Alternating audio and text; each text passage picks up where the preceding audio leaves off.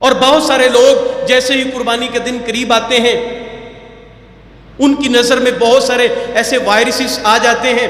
کہ جن کا تعلق صرف اور صرف قربانی کے جانوروں کے ساتھ ہے اور کسی چیز کے ساتھ نہیں ہے۔ پورا سال میٹ چلتا ہے، بیف چلتا ہے، پورا سال چکن، ہر چیز چل رہی ہوتی ہے، لیکن جو ہی قربانی کے 10 دن شروع ہوتے ہیں تو جانوروں کے اندر وہ کانگو وائرس پتہ نہیں کہاں سے آ جاتا ہے۔ اس گوشت کو نہیں کھانا۔ ٹام انکل کہتے ہیں کہ تم قربانی کا 60-70 ہزار روپے کا بکرا جانور خریدنے سے بہتر ہے کسی غریب کی شادی کروا دو، کسی غریب کی بچی کا جہیز بنا دو، اس کی شادی کر دو۔ 2.5-3.5 لاکھ روپے کا ایپل کا فون لینے کے اوپر کوئی اعتراض نہیں ہے، اور 50,000 روپے کا بکرا لینے کے اوپر قربانی اللہ کا حکم پورا کرنے کے اوپر لوگوں کے اعتراضات ہیں۔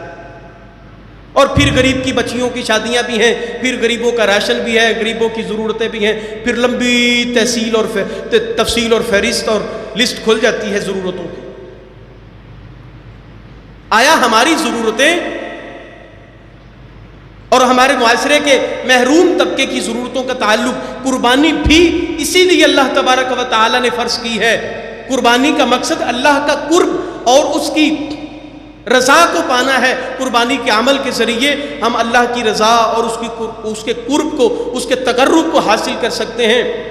اور اگر ہم اس کو ایک اور زاویے اور ایک اور اینگل سے دیکھیں تو پھر قربانی اربوں کھربوں روپے اور اربوں کھربوں ڈالرز کی یہ تجارت ہوتی ہے، ٹریڈ ہوتی ہے، کہ جس کے ذریعے دیہات سے آنے والے وہ جانوروں کو پالنے والے وہ مزدور کہ جو لا کے مویشی منڈیوں کے اندر فروخت کرتے ہیں ان کو منافع ملتا ہے، جو خریدتا ہے کسائیوں کو ان کی مزدوری ملتی ہے، غریبوں کو کھالوں کے ذریعے گوشت کے ذریعے ان کی مدد امداد ہوتی ہے۔ اس عمل کا بنیادی ترین مقصد بھی وہ غربا کے اندر خوشی والے دن، عید کے دن ان کی ضرورتوں کو پورا کرنا، اور ان کے گھر کے اندر اللہ تبارک و تعالی نے فرض کیا ہے، اللہ تبارک و تعالی کے رسول صلی اللہ علیہ وسلم نے لوگوں سے ذکر کر دیا ہے، امت کو فرما دیا ہے کہ گوشت کی تقسیم، گوشت کا کھانا، لوگوں کی مدد امداد، لوگوں کی ضرورتوں کو پورا کرنا، محروم لوگوں کی محرومیوں کو دور کرنا، ان کی محرومیوں کا ازالہ کرنا، یہ قربانی کے عمل کا ایک اور مقصد ہے۔ ہمارے کئی علاقے ایسے ہیں پاکستان کے اندر، باہر پاکستان کے، کہ جہاں پہ لوگ غربت کی جو لکیر ہے، غربت کا جو اس غربت کی لائن اور اس خط سے بھی نیچے زندگی گزارتے ہیں، ان کے لیے اللہ تبارک و تعالی نے لوگوں کو توفیق دی ہے، وہ خرچ کرتے ہیں اور ان کی ضرورتیں ان کو عید کے روز ان 2-4 دنوں کے اندر خوشی حاصل ہوتی ہے۔ لیکن بنیادی ترین میں نے جیسے ذکر کیا اللہ کا تقرب ہے، اللہ کا تقوی اور اس کا خوف اور اس کا ڈر ہے قربانی کا مقصد۔ اسی طرح غریبوں کی ضرورتوں کو پورا کرنا قربانی کا مقصد ہے، جسے ہمیں حاصل کرنا چاہیے۔ پوری طرح ہمیں ان اپنے جو مقاصد ہیں ان مقاصد کے اوپر فوکس کرنا چاہیے، مقاصد سے پیچھے نہیں ہٹنا چاہیے، اپنی نیت کو خالص کرنا چاہیے، نیت کے خلوص، دل کے ارادے کے ساتھ ہمیں اپنے عمل کے اوپر ڈٹنا چاہیے۔ نبی صلی اللہ علیہ وسلم، آپ علیہ الصلوۃ والسلام سے قربانی کے جانور کے متعلق سوال ہوتا ہے تو آپ علیہ الصلوۃ والسلام نے فرمایا 4 طرح کے جانور ان کو ذبح نہیں کیا جائے گا۔ اب یہاں پہ ہمیں یہ نبی صلی اللہ علیہ وسلم کی حدیث اور آپ کی سنت سے ہمیں بتایا جا رہا ہے کہ ہم جب قربانی خریدیں تو پھر اس کے اندر ایک چیز، جیسا کہ ہم نے کچھ خطبات قبل ذکر کیا کہ اللہ کے رستے میں جو چیز خرچ کریں گے وہ عمدہ ترین، محبوب ترین، لن تنالوا البر حتی تنفقوا مما تحبون،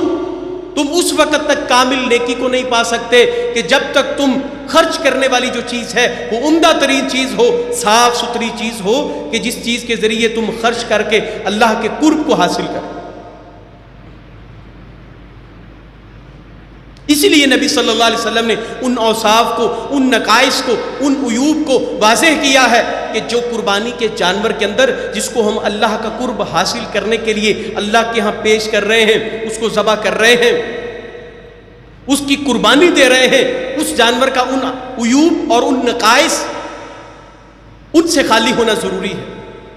نبی صلی اللہ علیہ وسلم فرماتے ہیں لا تذبحوا لاربعین، 4 عیوب کی وجہ سے جانور کو ذبح نہ کیا جائے۔ قربانی کا جانور 4 عیوب سے، 4 عیبوں سے، نقائص سے پاک ہونا چاہیے۔ ایسا جانور کہ جس کی آنکھ کی بیماری اتنی واضح ہے کہ وہ نظر آ رہی ہے، یا وہ جانور اندھا ہے، ایک آنکھ اندھی ہے یا دونوں اندھی ہیں، یا اس کی آنکھ کے اندر ایسی بیماری ہے کہ جو بیماری واضح ہے، وہ اتنا بیماری کی وجہ سے اس کی بیماری ایسی نہیں ہو کہ جو اس کے باقی بدن کے اوپر بیماری واضح ہو یا خارج زدہ ہو، اور بیماری کی وجہ سے وہ جانور انتہائی لاغر اور کمزور ہو۔ یہ دوسرا نقص ہے کہ جو جانور خریدتے وقت ہمیں احتیاط اور احتراز کرنی چاہیے۔ اسی طرح وہ جانور کہ جو اپنی کمزوری کی وجہ سے اتنا لاغر، اتنا دبلا پتلا کہ جس کی ہڈیوں کے اندر گودا مکھ جو ہوتی ہے وہ ختم ہو جائے یا وہ خشک ہو جائے، اتنا کمزور جانور، ضرورت کو پورا کرنے کے لیے کسی چیز کو، جانور کو خریدتے ہیں اپنے کھانے پینے کے لیے، تو ہم ایسی چیزوں کو پسند نہیں کرتے ہیں۔ تو اللہ کے رسول صلی اللہ علیہ وسلم نے اسی لیے ان چیزوں سے منع کر دیا۔ تم اللہ کی رضا کو حاصل کرنے کے لیے یہ عمل کرنے والے ہو، پھر اس عمل کو کرنے کے لیے ان نقائص اور ان عیوب سے صرف نظر کرنا ضروری ہوا۔ اور ایسا لنگڑا جانور جس کی ٹانگ ٹوٹی ہوئی ہو، اس کی دستیاں ٹوٹی ہوئی ہوں، یا اس کا کوئی کان کٹا ہوا ہو، سینگ کٹے ہوئے ہوں، مصنوعی طور پہ خود کاٹے گئے ہوں، ان ایسے عیوب سے جانور کو پاک ہونا چاہیے۔ اسی طرح جو ہمیں سوال موصول ہوتے ہیں ان کے اندر یہ 4 اصناف اللہ تبارک و تعالیٰ فرماتے ہیں وَمِنَ الْبَقَرِ اثْنَيْنِ وَمِنَ الضَّأْنِ اثْنَيْنِ وَمِنَ الْمَاعِزِ اثْنَيْنِ۔ اونٹ ہے، اونٹ مذکر اور مؤنث، گائے مذکر اور مؤنث، اسی طرح بکری مذکر اور مؤنث، اور دمبا اور بھیڑ یہ ایک ہی قسم ہے۔ یہ 4 بنیادی طور پہ جانور ہیں۔ اس کے اندر گائے کی قسم کے اندر بھینس کو بھی شامل کیا جا سکتا ہے، اس کی قربانی بھی جائز ہے۔ پھر آ جاتی ہے بات بسم اللہ، اللہ اکبر، یہ وہ سنت عمل ہے جو نبی صلی اللہ علیہ وسلم نے فرمایا کہ جس کو اللہ کا نام اور اس کی تکبیر لے کے پڑھ کے جانور کے اوپر اس کو قبلہ رخ لٹا کے اس کے اوپر جو ہے وہ چھری اس کی گردن کے اوپر چلائی جائے گی۔ جانور کو ذبح کرنے میں نبی صلی اللہ علیہ وسلم کی تعلیم یہ ہے کہ چھری تیز ہونی چاہیے، جانور کے سامنے چھری تیز نہیں کرے۔ ایک شخص کو نبی صلی اللہ علیہ وسلم نے جانور کے سامنے چھری کو تیز کرتے ہوئے پایا، آپ علیہ الصلوۃ والسلام نے فرمایا اللہ کے بندے، تو نے اسے 2 موتیں مارا ہے، ایک تو نے ذبح کرنے کی موت، اور دوسری پھر اس جانور کے سامنے تو چھری کو، اوزار کو اس کے سامنے تیز کر رہا ہے۔ اوزار تیز رکھیں لیکن ان کو ایک الگ طرف، ایک الگ سائڈ پہ، اور اسی طرح پھر